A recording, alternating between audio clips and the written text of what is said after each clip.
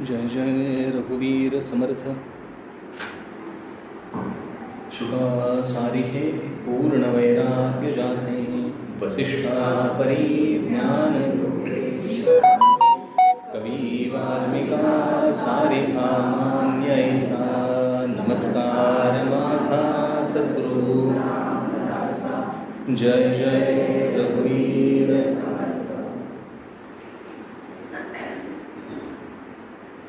परमादरणीय घायल काका, इनामदारताई, आपण सर्वांच्या चरणी वंदन करतो। माझा परिचय एवढा मोठा आहे, मलाच आज कळलं की आपण सगळेजण सज्जनगडावर आलेत आहात। हे स्थान पवित्र आहे, याबद्दल वादच नाही। स्थान शुद्ध आहे आणि ह्याचा बऱ्याच जणांना अनुभव येतो।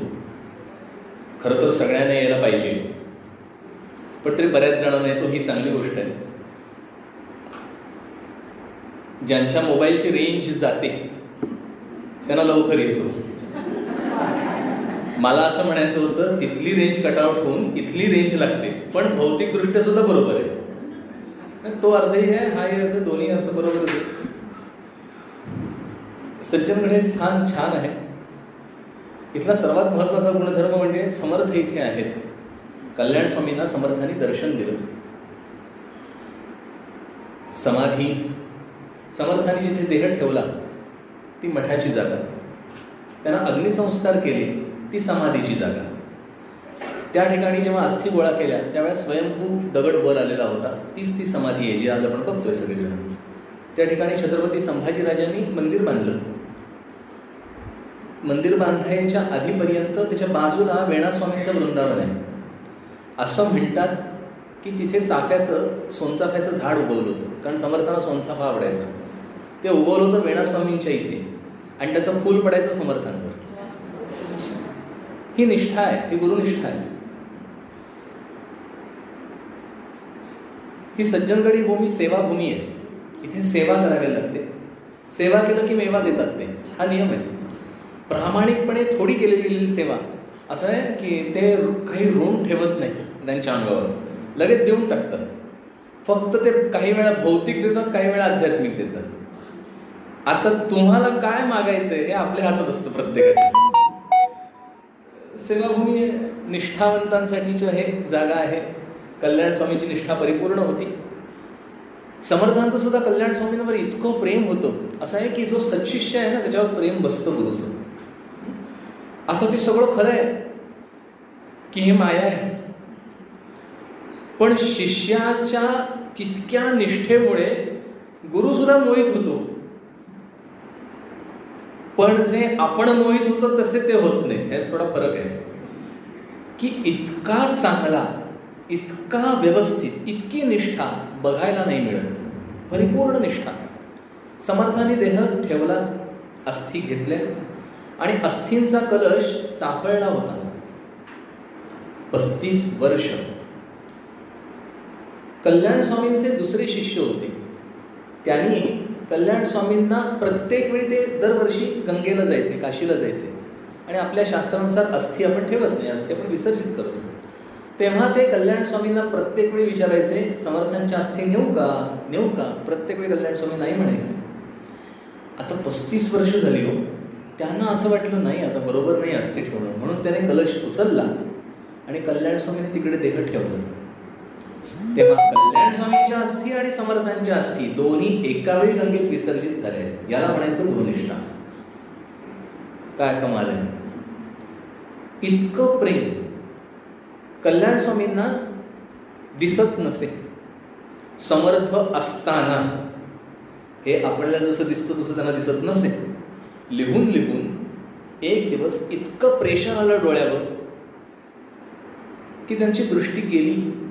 त्यांनी समर्थांना सांगितलं, महाराज मला दिसे ना पुढचं काही सुद्धा आता। कल्याण स्वामी तरुण आहे ना, त्यावेळेस त्यांची दृष्टी गेलेली आहे। समर्थ म्हणले, काय करायचं आता बाहेरचं बघून? तुला आवश्यक आहे ना तेवढं बाहेरचं सगळं तुला तुझ्या आतच दिसेल, म्हणून समर्थाने डोळ्यावर हात ठेवला। तेव्हा त्यांना त्यांचं कुठलंच कार्य आढायचं नाही, जे काही ते म्हणजे त्यांना दृष्टी नाही असं लोकांना कळायचं सुद्धा नाही। जे बाहेर आहे ते सगळं त्यांना आत समजायचं. मग आता त्यालाच दिसायचं असं म्हणूया. फरक आहे. समजायचं हे महत्वाचं मुख्य शब्द, पण आपल्याला समजण्यासाठी दिसायचं असं म्हणतोय. आणि असं पुढे आयुष्य समर्थ कल्याण स्वामींनी काढलं. तक्रार नाही. गुरुनी सांगितलं ना, यातच भलाई आहे. म्हणून मुख्य सच्शिष्याचे लक्षण सद्गुरु वचनी विश्वास पूर्ण. समर्थांनी सच्शिष्याची लक्षणं सांगितली. सच्शिष्याची लक्षणं सांगितली. दासबोध लक्षणांचा समास आहे. संपूर्ण ग्रंथ लक्षणांचा आहे. कारण लक्षणांवरनं आपल्याला समजतं आपली आतली स्थिती कशी आहे. लक्षणं अत्यंत महत्वाची. समजून घ्यायचं असेल त्याला, काय समजून घ्यायचंय? माझी स्थिती. मग माझी स्थिती समजायची कशी? मी कसं ओळखणार? असा जो साधकाला प्रश्न पडेल त्याचं समर्थाने उत्तर देऊन ठेवलंय. म्हणून दासबोध हा एक कोर्स आहे. समर्थ ते म्हणतात बद्धची पावती मोक्ष. बद्धाचे मोक्ष होतात. मोक्ष मिळू शकतो बद्धाला. जो अभक्त आहे, अभक्ताची पावती, अभक्तांना मुक्ती मिळते भक्तीच्या मार्गाने. अभक्तांना मुक्ती मिळते भक्तीच्या मार्गाने. जे अभक्त आहे, ज्यांना भक्तीवर काहीही संबंध नाही, त्यांनी हा ग्रंथ वाचला तर त्यांना त्यांच्या अंतःकरणात भक्ती जागी करण्याचं सामर्थ्य या ग्रंथात आहे. आणि भक्ती जागी नाही होणार, तसेच वाचत राहिले तर त्यांना मुक्तीपर्यंत घेऊन जाण्याचं सामर्थ्य देखील ह्या ग्रंथात आहे. ही दासबोधाची महती आहे. आपण आता तुम्ही म्हणाल आपण इथे आलोय जमलोय कशासाठी? तुमचे विषय वेगवेगळे आहेत, पण मला ना ते अवघड विषय झेपत नाहीत. त्यामुळे माझी बोलण्याची कपॅसिटी आणि विषयाची रेंज ही ठरलेली आहे. त्या रेंजच्या बाहेर गेलो ना की जेनो काम तेनो थाय, बीजो जाय सो गोतो खाय. त्यामुळे तिकडे जात नाही आपण. मग आपला विषय काय? दासबोध समर्थ. आपण इथे आलोय आणायचं, त्याच्यावर चिंतन करू. या ग्रंथामध्ये किती लक्षणं आहेत? असंख्य लक्षणं आहेत. मी सांगितलं तसं लक्षणाने भरलाय. साधकाला पुढे काळांतराने खरं काय हे समजण्याची शक्यता कमी होईल हे समर्थांनी जाणलं बहुतेक. म्हणून लक्षणं लिहून ठेवलीत. खरा गुरु कसा ओळखायचा म्हणून गुरु लक्षणं ठेवलेली आहेत तुम्ही. नक्की गुरु कोण? तो गुरु समोरचा समजा भेटला, आपलं नशीब की आपल्याला गुरु भेटला. आपलं जर नशीब नाही तर त्याने ओळखायचं कसं? मग गुरु भेटला, या लक्षणांनी बघितलं. आता ते उपदेश देत आहेत ते बरोबर आहे की नाही हे कसं ओळखायचं? उपदेश लक्षण. खरा उपदेश कोणता? बरं, मी पेलायला तो उपदेश योग्य आहे का? मला गुरु भेटले. समर्थ म्हणाले उत्तम भूमी शोधली शुद्ध, तेथे बीज पेरले किड खालं. का उत्तम बीज परिसंबंध खडकेसी पडिला. उत्तम बीज आहे पण भूमी चांगली नाही. उत्तम भूमी आहे, बीज चांगलं नाही, उपयोग नाही. म्हणजे उत्तम भूमी अधिक उत्तम बीज. समर्थ म्हणले एवढं पुरतं का? वेळेवर पाऊस पडायला पाहिजे. पाऊस पडून पुरतं, त्याची निगा राखायला पाहिजे. ती सगळी साधनेचा भाग आहे. मग प्रत्येक गोष्टीचं लक्षणं सांगून ठेवली. If you see this then it's right, if you see this then it's wrong. हे जर तुम्ही लक्षणं बघितली त्याच्यावरनं ओळखता येईल. म्हणून हा कोर्स आहे, तुम्ही सुरू करा. पहिला समास काय वेगळेपण आहे दासबोधाचा? पहिला समास गणेश स्तवन नाही आहे. ग्रंथामध्ये काय काय दिलंय, काय प्रॅक्टिकल होते नाही समर्थ. श्रोते पहिली ओवी, श्रोते पुस्तिक कोण ग्रंथ, काय बोलिले जी येतं इथपर्यंत समजू शकतो. पण आत्ताच्या काळात जे सगळ्या ठिकाणी दिसतं ते श्रवण केल्याने प्राप्त काय आहे, आम्हाला मिळणार काय ते पहिले सांगा. आहे की नाही? प्रत्येक गोष्ट आपण मिळत असेल तर आपण सगळे इथे कशासाठी आले ना?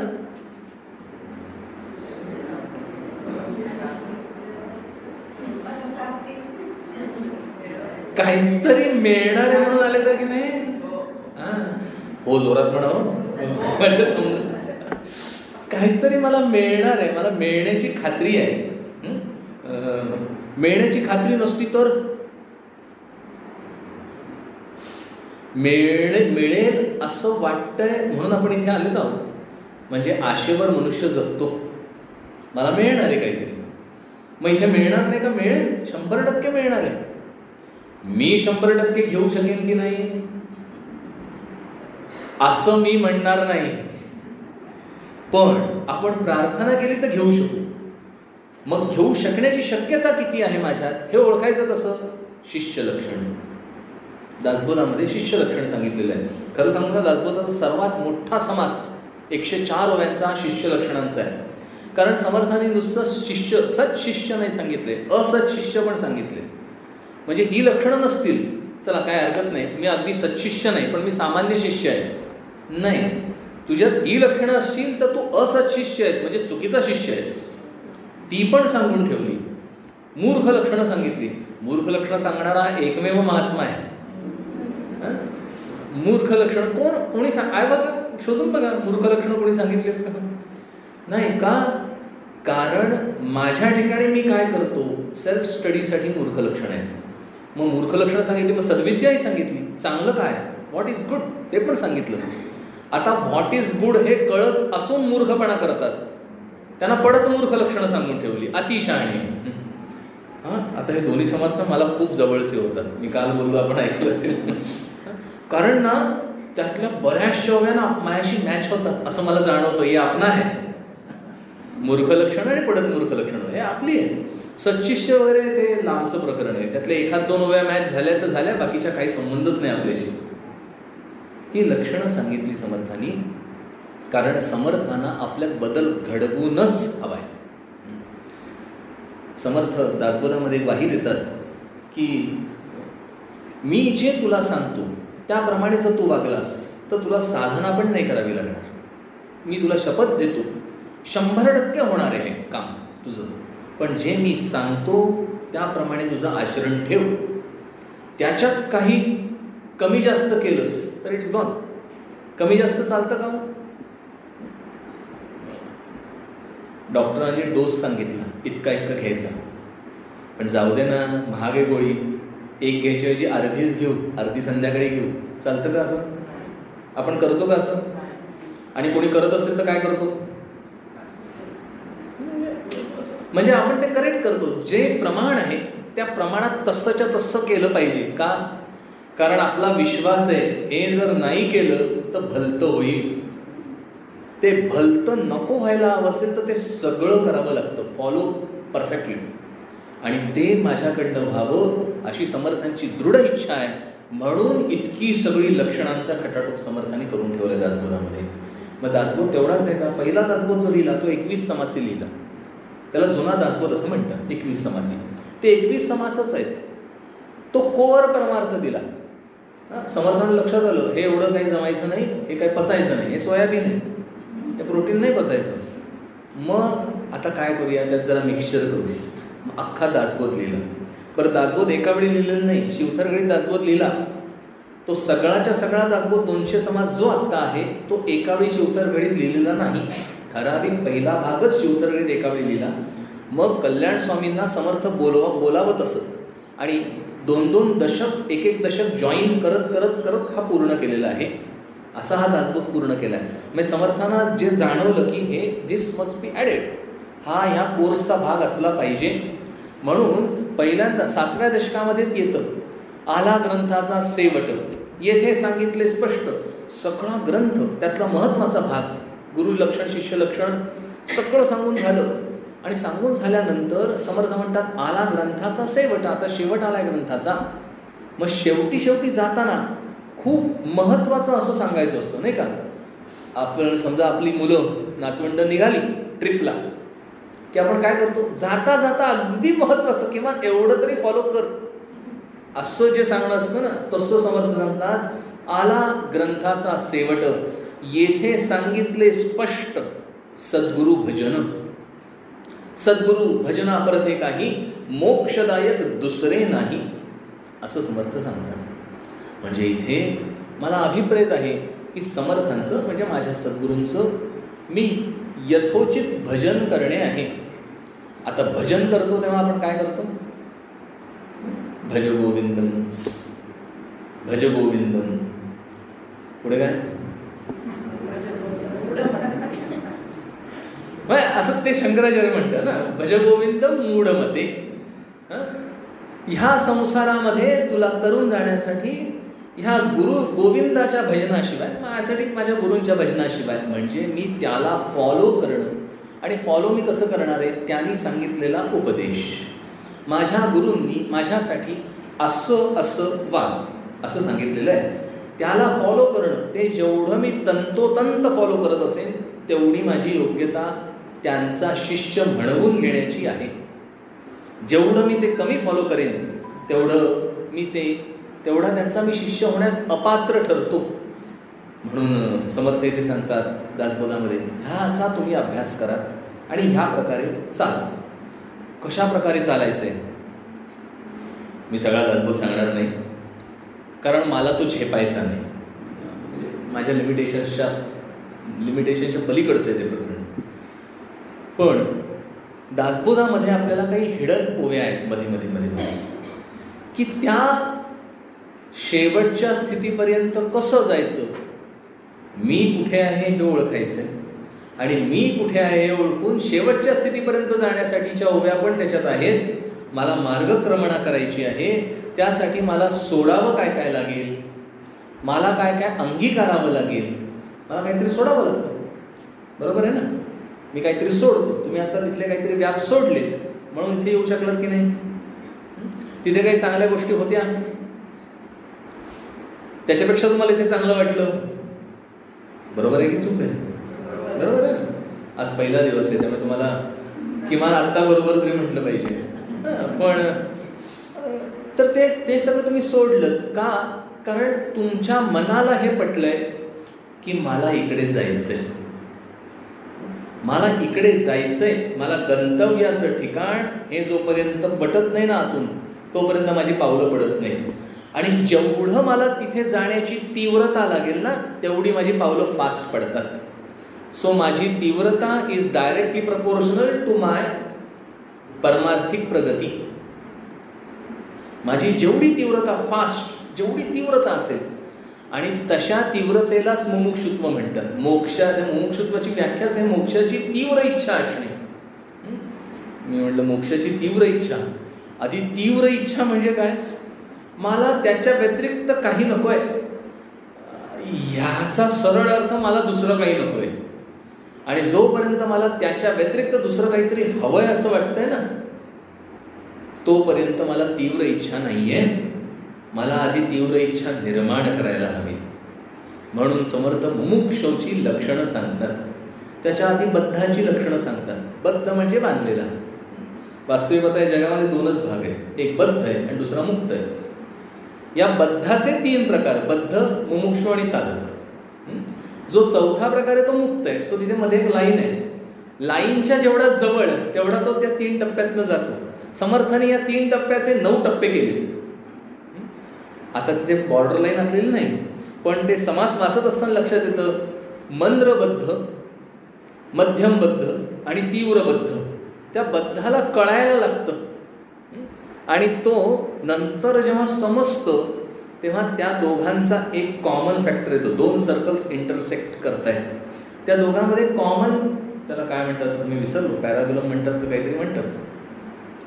तर तो कॉमन पार्ट येतो त्याच्यामध्ये, जिथे ते दोघंही एकसारखे असतात. म्हणजे बद्धाला झालेला पश्चात्ताप आणि मुमुक्षाच्या ठिकाणी निर्माण झालेली मोक्षाची इच्छा, पण त्या दोघांची स्थिती सारखीच आहे.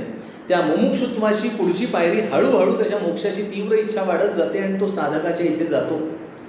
आता साधकाचे जे 3 प्रकार सांगितलेत त्यातला जो 3रा प्रकार आहे तो म्हणजे सिद्धच आहे.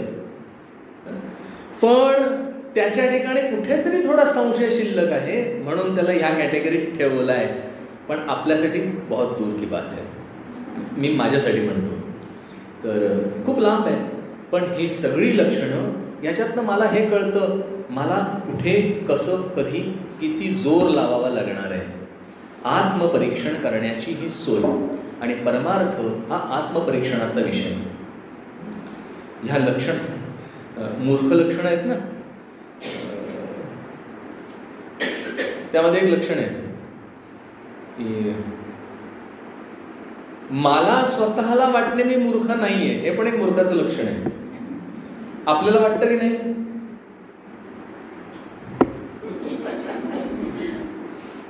मी मूर्ख आहे असं मला म्हणायचं होतं, तर आपण मूर्ख नाही होत असं पण म्हणता येत नाही.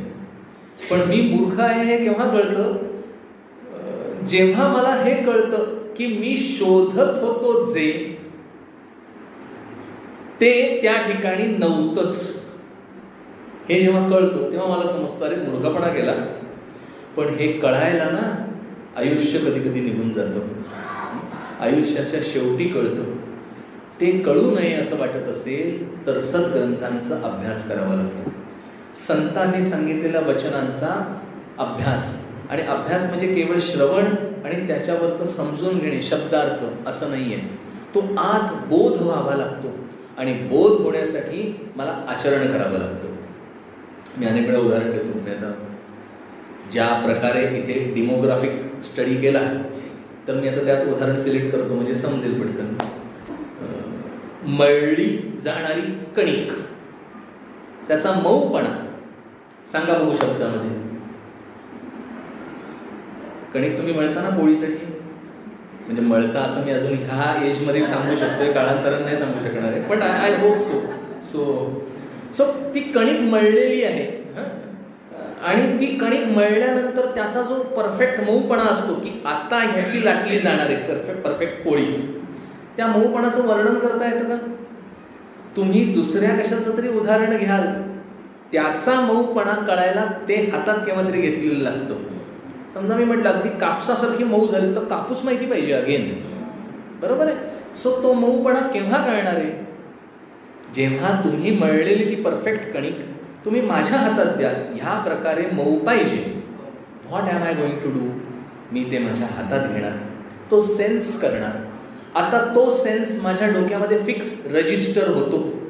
आता पुढल्या वेळी जेव्हा तुम्ही सांगाल अरे तेवढी मऊ पाहिजे, की तो माझ्या आत अनुभवलेला जो असतो ना, तो रेप्लिका तयार होतो डोक्यामध्ये, तोपर्यंत मला कळत नाही.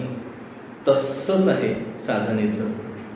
मला आत बोध व्हायला ते प्रत्यक्ष करावं लागतं. म्हणजे मी फोनवर आहे आणि आईला विचारतोय, ही कणिक मी मळतोय, आणि आई मला फोनवरनं डिक्टेट करते, अरे त्यात पाणी घातलंस का, अमकं गेलं. मी काय वाटेल ते झालं तरी काय केलंय हे आईला कळत नाही, आणि आईला सांगायचं ते मला कळत नाही. इट रिमेन्स द सेम, बरोबर आहे. म्हणून परमार्थ त्याचा बोध होणे हे अनुभवाचा भाग आहे, आणि तो केल्याशिवाय होत नाही. नको रे मना क्रोध हा पाठ आहे ना सगळ्यांचं. आपण आचरणात आणलंय की नाही? आणलंय नाही आणलं असं मी म्हणत नाहीये, पण त्याचा जो खेद होतो की नाही, त्याचं जास्त दुःख होतं नंतर. तो क्रोध आलाच नाही. क्रोध हा जो विषय आहे ना, त्याचा विषय असा आहे की क्रोधावर ताबा सांगितलेला आहे, कंट्रोल. सो क्रोध नष्ट नाही करायचा, त्याच्यावर माझा कंट्रोल पाहिजे. म्हणजे मला जेव्हा जितका पाहिजे तितका तेव्हा करता आलं पाहिजे, आणि त्याला सावरता आलं पाहिजे. That is control. आणि तो जास्त अवघड आहे. पिसाळलेल्या कुत्र्याला कंट्रोलमध्ये आणणं अवघड आहे. पिसाळलेला कुत्र नसणे ही बाब सोपी आहे की नाही? क्रोध अजिबात नाही असं आधी होत नाही, आणि झालंच तर माझा कंट्रोल त्याच्यावर पाहिजे. That is control. मला करता आला पाहिजे. ज्या काही ठिकाणी व्यवहारामध्ये क्रोध करावाच लागतो, तेव्हा समर्थ व्यवहाराला स्वच्छ आहे, त्या ठिकाणी ती गोष्ट तशीच पाहिजे. त्याला कंट्रोल ठेवणे असं म्हणतात. सो षड विकारांवर प्रॉपर कंट्रोल पाहिजे. त्यातला नष्ट करण्यासारखा एक भाग म्हणजे अहंकार आहे. अहम ऐसे जे स्फुरण, तेची मायेचे लक्षण, ते मात्र नष्ट करावं लागतं जर शेवटच्या टप्प्यात जायचं असेल तर. आणि त्या ठिकाणी त्या स्थितीपुरतं सगळे विकार शांत होतात. गाढ निद्रेच्या वेळी जसे सगळे विकार शांत झालेले असतात. मग आपण निद्रेत बरी वाटते की नाही? निद्रा आवडते का सगळ्यांना? तुम्ही बुवा असंच बोलत राहिलात तर आम्ही अनुभव पण घेणार आहोत थोड्या वेळा. So I can sense that, ते मला कळतंय. पण तरी मी माझा प्रयत्न राहील तुम्हाला जागा ठेवण्याचा. कठीण आहे, म्हणजे मी जागा ठेवणं कठीण नाही आहे, तुम्हाला जागा ठेवणं कठीण आहे. तरी मी विषय सोपा घेतलाय. तर आता मी विषय का सोपा घेतला? तुम्ही चहा पिऊन आलेत ना. सो चहा पिण्यामुळे तरतरी आहे असं गृहीत धरून हा विषय मी सांगतोय. पण कठीण विषय सोपा करून सांगणे, ह्याला तुम्हाला समजच त्या विषयाची पूर्ण लागते. आणि 2, तो विषय तुमच्या अनुभवाचा लागतो, तर तो विषय तुम्हाला सोपा करून सांगता येतो. सगळ्यांनाही कला येत नाही, कारण सगळ्यांचा तो अनुभवायचा विषय नसतो. It's so simple. ज्याला त्या विषयातले सगळे बारकावे माहिती आहेत, तो विषय छान सोप्या शब्दात सांगतो. कठीण करून सांगणं सोपं आहे, सोपं करून सांगणं कठीण आहे, एकंदरीत कठीण आहे. पण हे सगळे विषय दासबोधामध्ये मात्र सोपे केलेले आहेत समर्थांनी दासबोधामध्ये काही, जसं मी सांगितलं तसं काही ओव्या मध्ये ठेवलेल्या आहेत की ज्या फक्त अनुभवण्यासाठीच्या ओव्या आहेत. जसं एक ओवी मला फार आवडते. जव एक सुवर्ण आणिता, अवघे ब्रह्मांड मडविता, कैसे झाले तत्वता ते तुम्ही पहा. जसं एक सोन्याचं नाणं आणायचं, आपण ते मढवणं म्हणजे पाणी देणं म्हणतो की नाही, देतो की नाही पाणी. चांदीच्या वस्तूंना सोन्याचं पाणी देऊन सोन्याचा आपण आपल्या बुद्धीत आभास निर्माण करतो, बरोबर आहे की नाही. किती वाईट आहे, बरोबर आहे. म्हणजे मला सोन्याची वस्तू वापरण्याची क्षमता नाही म्हणून मी चांदीची घेतो, त्याला सोन्याचं पाणी देतो, त्यापेक्षा चांदीचीच वापर ना भाऊ, आहे की नाही. पण आपण ते सगळं करतो की नाही. आता त्यातला तो जो भाग आहे, तो भाग तसाच्या तसा घ्यायचा. तो एक सोन्याचं नाणं आणलं आणि त्याला चांदीचं पाणी द्यायला काय केलं जातं, एक लेअर दिला जातो सोनं, ते वितळवायचं आणि त्यात ते बुचकळून काढतं, बरोबर. असं काही ती क्रिया आहे. आपण त्याची दुसरी क्रिया करू. मोठी वस्तू आहे आणि त्याला तो पत्रा लावायचा आहे सोन्याचा. आता तो काय करायला लागेल, ठोकत नेतात, बरोबर आहे. तो पातळ पातळ पातळ करत नेतात. तो पातळ करत करत एवढा मोठा करतात, समर्थ म्हणतात जव एक सुवर्ण आणिता, अवघे ब्रह्मांड मढविता. आता एक सोन्याचं नाणं अख्ख्या ब्रह्मांडाला मडवायचंय, म्हणजे ते ठोकायचंय. कैसे झाले तत्वता ते तुम्ही पहा. तिथे पुढे वृत्ती फाटोनी वितळे, त्या स्थितीपर्यंत आपल्याला जायचंय. त्यासाठी आधी एक वृत्ती करायला हवी. एक सुवर्ण आणिता, 100 सुवर्ण घ्यायला नाही सांगितलं. It is not going to happen. एक सुवर्ण म्हणजे आधी मला एका वृत्तीवर यायला हवं, मग ती वृत्ती फाटून वितळणार आहे. त्यासाठी इतर वृत्तींवर ताबा मिळवायला पाहिजे. आणि इतर वृत्ती बंद होण्यासाठी मला दिवसभर अभ्यास करावा लागतो. पक्क लक्षात घ्या, मी जर अर्धा तास ध्यानाला बसत असेल तर 23.5 तास मला कमीत कमी विचार करायला हवेत, तर त्या अर्ध्या तासात माझं लक्ष लागणार आहे. मी 23.5 तास प्रचंड विचार करतोय सगळ्या 100 गोष्टींचा, आणि त्या अर्ध्या तासात तिकडे जाऊन जर आसनावर बसेन तर it is not going to happen. म्हणूनच योगी लोक किंवा सगळे साधन, सगळे संत बघा, एक काळ असा आहे तो त्यांच्या आयुष्यामधला, सगळ्या चरित्र तुम्ही काढून बघितलं तर ते कटआउट करतात स्वतःला. आणि ते कटआउट करणं महत्त्वाचं आहे. It is must. ज्याला शेवटचा टप्पा अचीव्ह करायचा आहे, तुम्ही जर कटआउट नाही केलं बाह्य गोष्टीपासून. तुकाराम महाराज देऊच्या डोंगरावर जाऊन बसले होते ना, त्या भंडाऱ्याच्या डोंगरावर. का जाऊन बसले? कटआउट. श्रीधर स्वामींच्या आयुष्यामध्ये प्रचंड त्रास दिला सगळ्यांनी, तिथे असणाऱ्या लोकांनी. म्हणजे काय केलं, समर्थ बघत नव्हते का? श्रीधर स्वामींनी 2.5-3 वर्षात सेवा करून समर्थांकडनं तो अनुग्रह प्राप्त करून घेतला. 2.5-3 वर्षामध्ये कसं केलं? प्रचंड सेवा केली. सेवा करून करून देहबुद्धी नष्ट केली. शेवटचा काळ जेव्हा त्यांचा चालू होता त्यावेळा त्यांच्यावर वेगवेगळे आरोप करण्यात आले आणि त्यांच्या सेवा बंद करण्यात आल्या. स्वामींना इतकं दुःख झालं, माझ्या गुरूंची सेवा माझ्याकडनं हिरावून घेतली, खूप दुःख झालं. पण ती समर्थांना अभिप्रेत होती. That was a cutout. स्वामी मग दिवसभर ध्यानाला बसत असत. आता ह्या स्थूल सेवेची गरज नाही, आता अंतरंग सेवेची गरज आहे, आता आत उतरण्याची गरज आहे. म्हणून स्वामी आयुष्यभर आशीर्वाद नावाचं एक पुस्तक आहे ते वाचत असत. खूपच छान आहे ते पुस्तक, अप्रतिम आहे.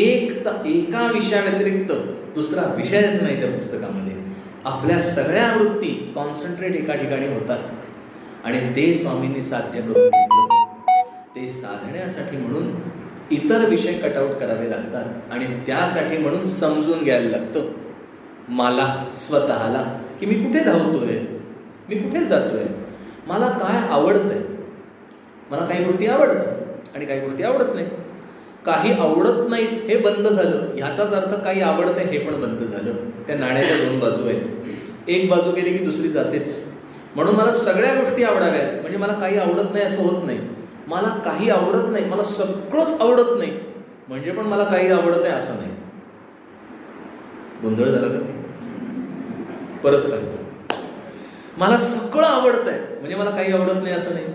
मला काहीच आवडत नाही म्हणजे मला सगळं आवडतंय असं झालं. बरोबर आहे की नाही? मी असा विचार करा, एक पृथ्वी आहे आणि त्याच्यावर अशी गोल भिंत बांधलेली आहे. आता ही भिंत एक्सपांड करत करत गेलो की काय होणार आहे? ती गोल तो म्हणजे आता हे बॉर्डर आहे, ही मी साताऱ्याला व्यापली, साताऱ्याला एक बॉर्डर बांधून टाकली. सातारा पुणे सगळी महाराष्ट्राला बांधली, पुढे इंडियाला बांधली, पुढे एशियाला बांधली. असं करत करत करत मी जेव्हा जाईन तेव्हा एक काळ असा येईल की ती बॉर्डर सगळीकडनं मिळून एका पॉइंटला येऊन थांबणार आहे. एक पॉइंट सिंगल राहील. बरोबर आहे की नाही? म्हणजे माझं सगळ्या ठिकाणी राष्ट्र झालं. ह्याचा अर्थ काय? मी बॉर्डरलेस झालो. मी आत्ता जे बॉर्डरमध्ये आहे ती बॉर्डर उडवा किंवा आपली बॉर्डर एवढी एक्सपांड करा की ती परत झिरो होईल. त्यालाच व्यतिरेक किंवा अन्वय म्हणायचं. बरोबर? पण तो साधनेचा भाग झाला की एक एक एक एक करत जायचं. आणि ह्या सगळ्या पद्धती दासबोधामध्ये हिडन स्वरूपात आहेत. काही ओव्या जसं काल मी ओवी सांगितली होती, जेथे गाळून सांडिले नभा, जो अनुभवाचा गाभा, ऐसा तोही उभा कल्पित केला. काय कमाल आहे. ही ओवीचा विचार करायला लागला ना कीच डोक्याला झिणझिण्या यायला लागतं. माझ्या तरी कदाचित अर्थ समजत नाही म्हणून असेल, पण त्या नभाच्याही पलीकडे जायचं म्हणजे त्या शून्याच्या पलीकडे जायचं किती अवघड आहे. प्रयत्न केला, मग मला वाटलं त्यापेक्षा आपण झोपूया, छान वाटते, झोप छान लागते. याचं चिंतन केलं की झोप लगेच लागते. बघा, काही औषध घ्यायची आवश्यकता नाही, लगेच झोप लागेल. कारण वृत्ती, मनाचं गुणधर्मच असा आहे, ते स्थिर म्हटलं की ते संपतं. तेव्हा ह्याला स्थिर करावं लागतं. म्हणून दिवसभर माझ्या वृत्ती, अनावश्यक त्या वृत्ती छाटाव्या लागतात. पहिलं काही कारण नाही, मी ह्या गोष्टीचा विचार नाही केला तरी चालणार आहे अशी एक यादी करायची. मी आज दिवसभरात किती गोष्टींचा विचार केला, आणायची स्मरणशक्ती पण वाढते. म्हणजे दिवसभरात मी कुठल्या कुठल्या गोष्टींचा विचार केला ते राईट डाऊन करायचं रात्री झोपताना. आणि मग लक्षात येतं मी खूप काही गोष्टी ह्या विचार नसत्या केल्या तरी चाललं असतं. No need actually. मग ह्याचा अभ्यास करायला घेतला की मग मी कॉन्सन्ट्रेटच करतो. मी करायला लागलो तो विचार की मग माझ्या मनात येतं नाही, आवश्यकता नाही या विचारांचा. तिथे मी जागरूकता येते आणि मग माझ्यात बदल घडायला लागतो. हे ॲक्च्युअल वर्कआउट आहे. असं वर्कआउट आपण सगळेजण कराल. मला त्याने सांगितलं एक तासभर बोला, पण मला तासभर बोलताच येत नाही. माझं मटेरियल एवढंच आहे, संपून जातं. आणि फार अजून मी याच्यात जायला लागलो तर मग तुम्ही निवृत्ती पद्धत आत्ताच झाला अशी गमतीने म्हणतो. म्हणजे झोपाल म्हणून आपलं मी इथे थांबतो आता. बरं, गडावरची माहिती. बरं, गडावरच्या विषय पण तो माझा विषय आहे. ओके. सज्जनगड हा मूळचा अश्वलायन ऋषींचा आश्रम असलेला, इथे अश्वलायन ऋषींचा आश्रम होता. इथे अश्वलायन ऋषी राहायचे. हे सगळं दंडकारण्याचा प्रदेश आहे आपला. म्हणजे नाशिकपासनं, त्याच्या नाशिकच्या थोडं वरपासनं दंडकारण्य सुरू होतं, ते खालपर्यंत सगळं दंडकारण्यच आहे. तेव्हा आपण आत्ता ॲक्च्युली तर रामायणाच्या काळात बघितलं तर आत्ता दंडकारण्यात आहोत. आणि इथे सगळे आश्रम होते ऋषींचे. ही जी समोर नदी आहे तिचं नाव आहे उर्मोडी. ती मूळ उर्वशी, ती अप्सरा, ती इथे आली होती. तिला शाप मिळाला नदी होशील म्हणून ती समोर नदी होऊन पडली, अशी आख्यायिका आहे. इथे अश्वलायन ऋषींचा आश्रम होता. याला अश्वलायन गड, अश्वलायन आश्रम असं म्हणत अपभ्रंश होत होत अस्वलगड झाला. काळांतराने हा किल्ला परळीचा किल्ला म्हणून औरंगजेबाच्या लेखी टाकी आहे, परळीचा किल्ला. त्याच्यानंतर समर्थांनी इथे सगळ्या सज्जनांचं एक संमेलन आयोजित केलं. तेव्हा याला नाव दिलं सज्जनगड. छत्रपतींच्या काळात हा किल्ला छत्रपतींकडे आला. 2 किल्ले छत्रपतींनी समर्थांना देऊ केले. कुठलाही किल्ला जो तुम्हाला आवडतो त्याच्यावर तुम्ही राहायला जाऊ शकता.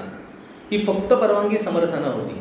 इतर अनेको साधू संतांकडे छत्रपती गेले, पण समर्थांसाठीच ही सोय ठेवलेली होती.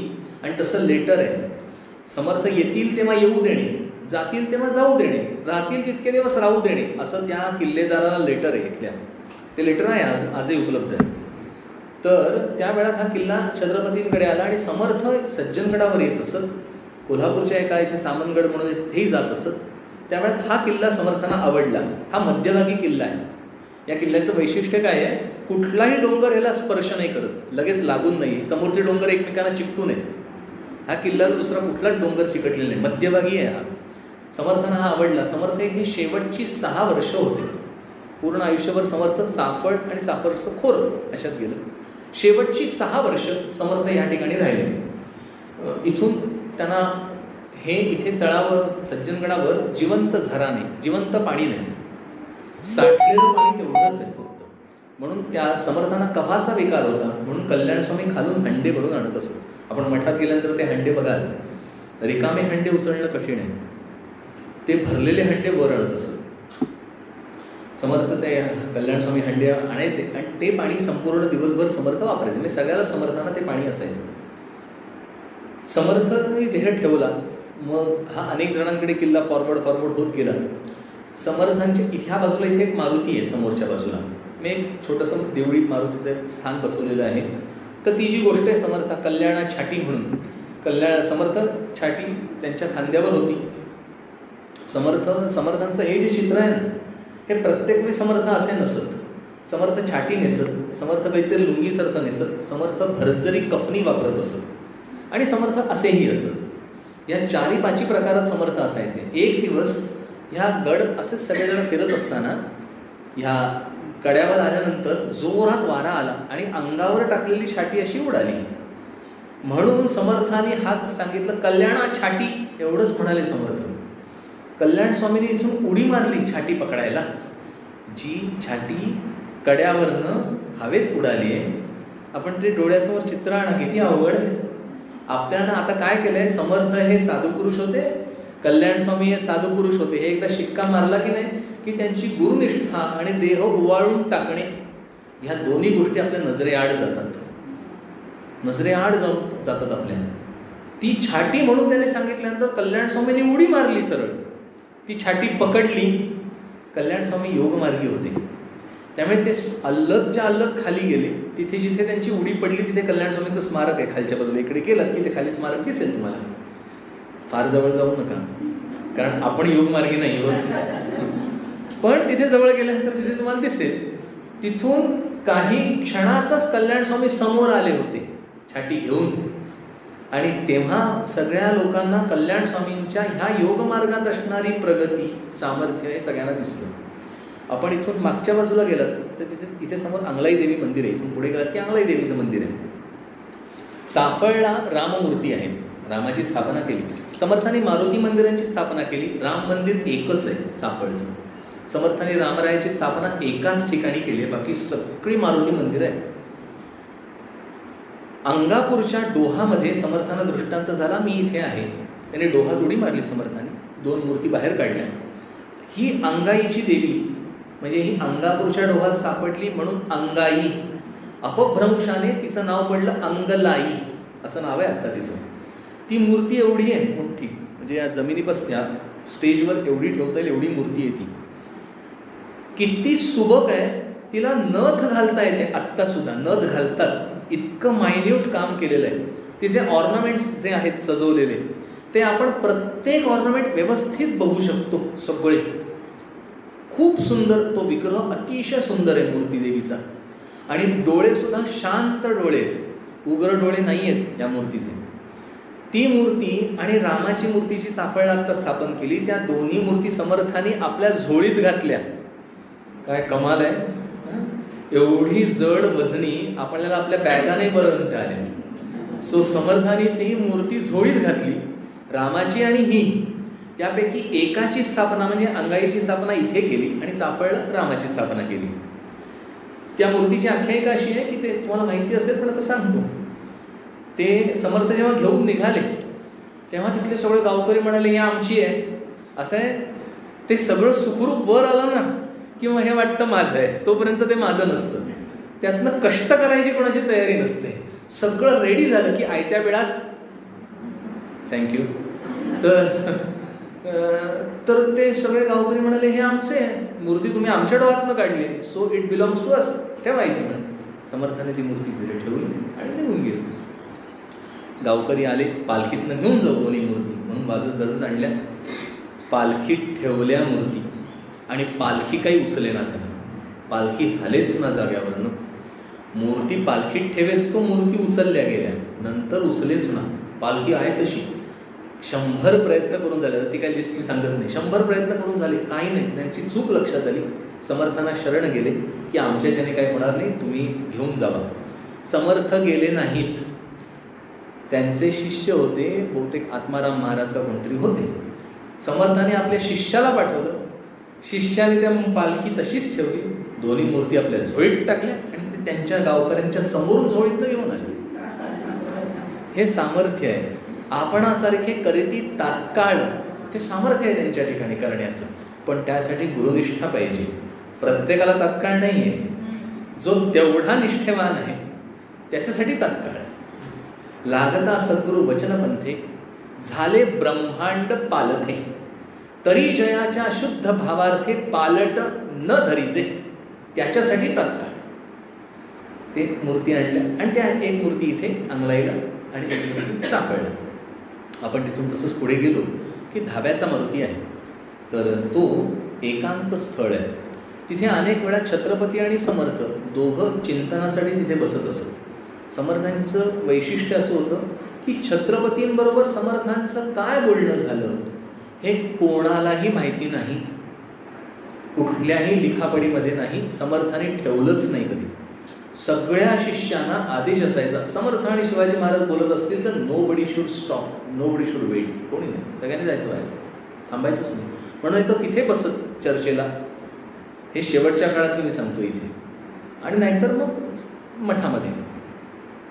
तो धाब्याचा मारुती आहे. तिथून पुढे आलो की पिसाट मारुती आहे. म्हणजे काय, समर्थाने एकदा सोंग केलं पिसाटाचं, वेड लागल्याचं. समर्थ अत्यंत शांत होते. आता ही समर्थांची मूर्ती हे जे बघितल्यानंतर आपल्याला समर्थ म्हणजे कसं मिलिटरी शिस्तीचे कडक वगैरे असे समर्थ नव्हते. समर्थ अतिशय शांत होते, स्थिर असायचे, ते बोलत नसत. म्हणजे समर्थ जर एखाद्यावर रागवले ना तर त्याच्याशी बोलणं बंद करत. ते काही मिलिटरी शिस्तीचे फटके देणार वगैरे असे नव्हते समर्थ, पण त्यांच्या वाङ्मयामुळे ती निर्माण झालेली आहे. समर्थ बोलणं बंद करत. त्या शिष्याला इतकी लाज वाटायची की आपल्याला सोडून बाकी सगळ्यांशी बोलतायत. त्याला पश्चाताप व्हायचा, तो स्वतःची चूक सुधारायचा, समर्थ बोलायला लागत. It was so simple trick. समर्थाने पिसाटाचं रूप धारण केलं. कुंकवाने सगळा मळवट भरला आणि तलवार घेतली हातात आणि प्रत्येक दिसेल त्याच्या अंगावर धावत सुटायचे. सगळेजण, समर्थ बाहेर, बाकी सगळेजण आपापल्या मठीमध्ये इकडे तिकडे सगळे पळून गेले शिष्य मंडळी. आणि समर्थ तिथून निघाले आणि मागच्या बाजूला गेले. कल्याण स्वामी पाणी घेऊन जेव्हा वर आले तेव्हा शिष्याने सांगितलं समर्थांना वेड लागलं, कारण तसं दिसतंय. कल्याण स्वामींनी पाणी ठेवलं आणि कल्याण स्वामी शेवटची 6 वर्ष आहेत, लक्ष घ्या. कल्याण स्वामी परिपूर्ण झालेले आहेत ऑलरेडी, पण तरीसुद्धा काही थोडासा भाग असावा म्हणून त्यांनी सांगितलं की तुम्हाला वेड लागलंय. समर्थांना वेड लागणं संभवत नाही, म्हणून ते शोधत शोधत गेले.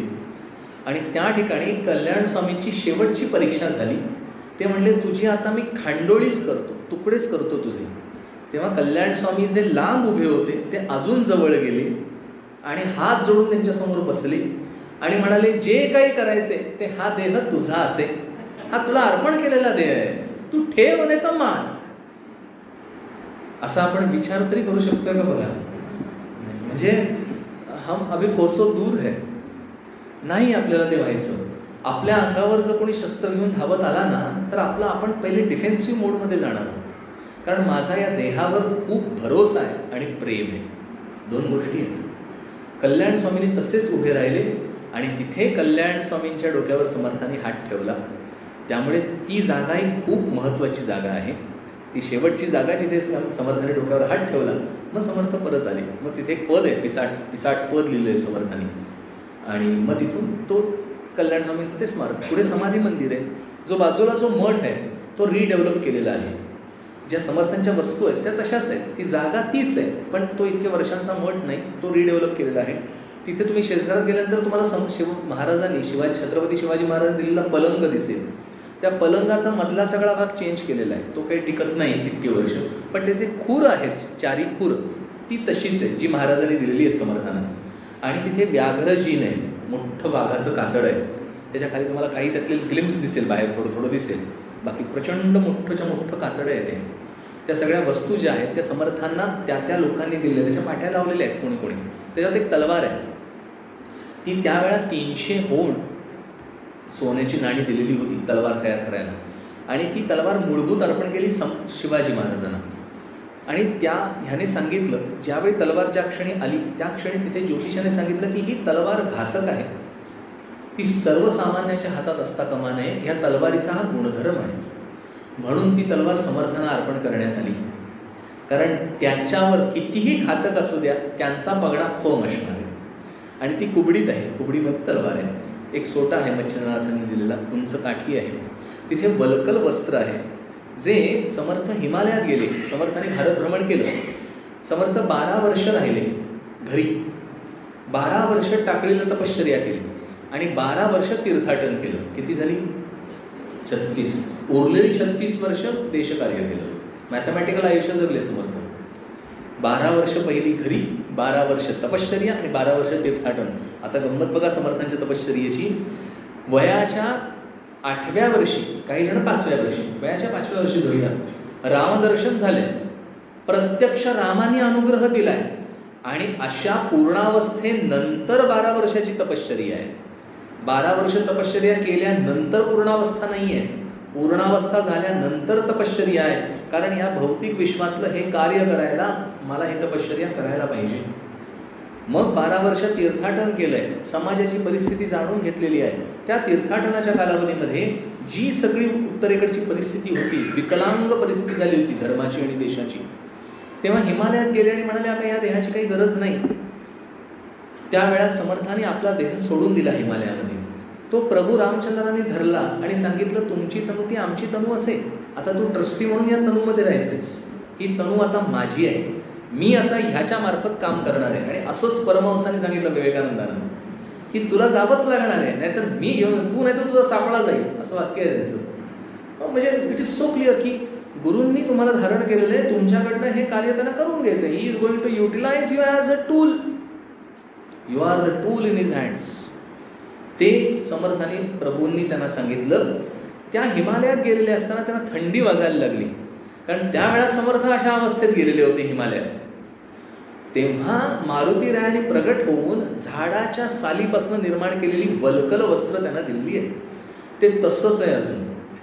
ते खूप हलकं आहे वजनाला, एकदम लाईट वेट आहे, पण त्याच्यावर बाह्य कुठल्याही परिस्थितीचा परिणामच होत नाही, म्हणजे थंडच पडत नाही अजिबात स्वतः. असं ते वलकल आहे, अगदी जीर्ण आहे. तुम्ही हातात घेतलं की तुकडा बाहेर येतो. आता त्याचा हातात घेता क्षणी त्यात जेवढा भाग तुम्ही धराल तेवढा त्याचा तुकडा पडतोय, पण ते आहे ठेवलंय तसं, जतन करून ठेवलेलं आहे ते. तर ते मठ तिथे समर्थाने वापरलेलं तुंबा आहे, पाण्याचा पाना. समर्थ विडा खात असत. समर्थांना विडा खायला सीतामाईने सांगितलं होतं की तू विडा खात जा, कफाची व्याधी आहे. तेव्हापासून समर्थांना विडा ठेवला जातो. तर तो विडा समर्थ खात असत. आणि ते भोळ्यारामाची कथा आहे त्याच्यातली, आपल्या सगळ्यांना माहिती असेल कदाचित. तर तो विडा, तो पानाचा डबा वगैरे तो सगळा तिथे आहे. मारुती राय आहेत, गणपती आहे, की जे समर्थ पूजित असत. समर्थ गणपतीचे पण भक्त होते. म्हणजे राम हे त्यांचं आराध्य दैवत आहे, पण गणपती हे त्यांचं दैवत होतं. म्हणून तर आरती गणपतीचीच आहे, सुख करता सुख हरता. समर्थ अनेक गणपतीच्या स्थानात गेलेले आहेत. ते विठ्ठलाचे पण भक्त होते. आता हे म्हणणं आहे ना, हे सरळ अर्थाने घेऊया आपण, पण कारण काय होतं, म्हणजे ते रामभक्त मग ते दैवत नाही का वगैरे ह्या प्रश्नाकडे जाऊ नका. मी विठ्ठलालाही मानत, कारण आपल्या महाराष्ट्राचं ते दैवत आहे. म्हणून तर विठ्ठलाच्या मंदिराच्या आज समर्थ स्थापित मारुती आहे. तुम्ही जर विठ्ठलाच्या मंदिरामध्ये विठ्ठलाच्या दर्शनाला गेलात तर एंट्री केल्यानंतर उजव्या बाजूला समर्थ, तिथे वरती लिहिलेलं पण आहे समर्थ स्थापित मारुती, समर्थ रामदास स्थापित मारुती, असं तो मारुती आहे तिथे. तर तिथे पण जात असत समर्थ. असं सगळा हा भाग आहे. तर ही सज्जनगडाची माहिती. जी समाधी मंदिर आहे ते समाधी मंदिर वरती रामाची मूर्ती, त्या रामाच्या ज्या मूर्ती आहेत त्या आंधळ्या कारागिराने केलेल्या आहेत. मी सांगितलं तसं त्याला दिव्यदृष्टी दिली. दिव्यदृष्टी दिल्यामुळे त्याला जसं दिसलो तसं त्याने घडवलं ती मूर्ती. आणि त्याच्यानंतर त्या कारागिरांनी सांगितलं मला हेच ध्यान स्थिर राहू दे की माझी दृष्टी जाऊ दे, म्हणून त्याची दृष्टी परत घालवली. त्या मूर्ती समर्थ पूजित आहेत, त्याची चलप्रतिष्ठा आहे. समर्थांनी 3 दिवस त्या राममूर्तींची पूजा केली मठामध्ये. समर्थांचं मंदिर नंतर झालं रामरायाचं, आणि समाधी मंदिर नंतर झालं. समर्थ छत्रपती गेले, समर्थाने देह ठेवला, त्याच्यानंतर हे मंदिर उभं झालं. मंदिर उभं राहिल्यानंतर औरंगजेब समोरच्या अजिम तारा, हा जो किल्ला आहे अजिंक्य तारा, त्याचं नाव अजिम तारा, तर त्याच्यावर आला होता. आणि 3 दिवस सज्जनगडावर होता औरंगजेब. औरंगजेब जेव्हा इथे येणार त्या वेळामध्ये ही जी समाधी आहे, जो एंट्री आहे, ती संपूर्ण मातीने भरून टाकलेली होती, पॅक केलेलं होतं. आणि प्रभूंना इथून हलवून वासोट्याच्या किल्ल्यावर 3 वर्ष होते. औरंगजेब इथून मराठवाड्याकडे जाईस्तोपर्यंत ते 3 वर्षाचा कालावधी सगळे उत्सव, रामनवमीचे उत्सव वासोट्याच्या किल्ल्यावर करण्यात आले. त्याच्यानंतर इथे आल्या परत मूर्ती, आणि मग संपूर्ण मग सगळा उत्सव नेहमीप्रमाणे सुरू झाला. तर असा सगळा हा सज्जनगडाचा थोडक्यात तुम्हाला इतिहास सांगितला. त्यामध्ये आता थांबूया, 5 वाजलेले, टायमिंगही माझं संपलंय.